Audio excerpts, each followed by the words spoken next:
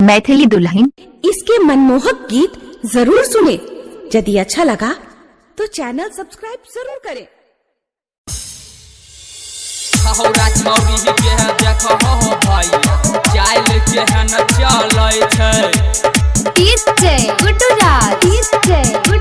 Presented by दुल्हन music. छौरा छौरी के देखो भैया चाल के न चले छै। मकई के खेत में छौरा छौरी मिहिले ले आबै छै। देखे छै जब छौरा यार करे छै हौ हाला। मकई के खेत में है छौरा छौरी गेल दुनु पकड़ाई। छौरी के गायर देलक पेना से ससैर देलक। छौरी के गायर देलक पेना से ससैर देलक। अखन अहाँ सब सुन रहल छी मदनेश्वर स्थान मदना से दुल्हन म्यूजिक की शानदार प्रस्तुति। डीजे गुड्डू राज, गुड्डू राज, गुड्डू राज, मधुबनी, मधुबनी, मधुबनी। पूरा हल्ला भेल हो भैया छौरी के बाहर में। गौवा समाज कह छ भैया छौरी चाहे गिनल में।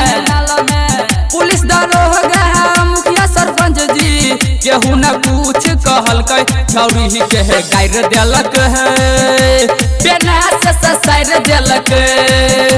छौरी के गायर देलक पेना से ससैर देलक। छौरा छौरी के देखो भैया चाल के न चले छै। मकई के खेत में छौरा छौरी मिहिले ले आबै छै हो भैया।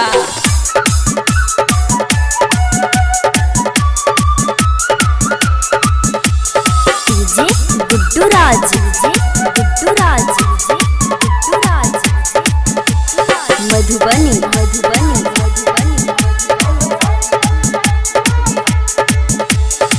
राइटर सोहमन गहनस के देखही संस्कार में रहै छै।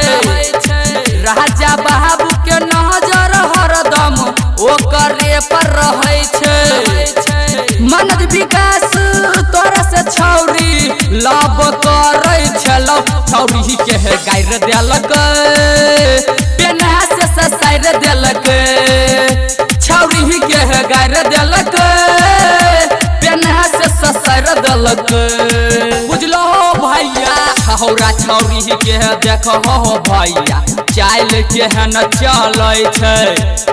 मकई के खेत में छौरा छौरी मिहिले ले आबै छै।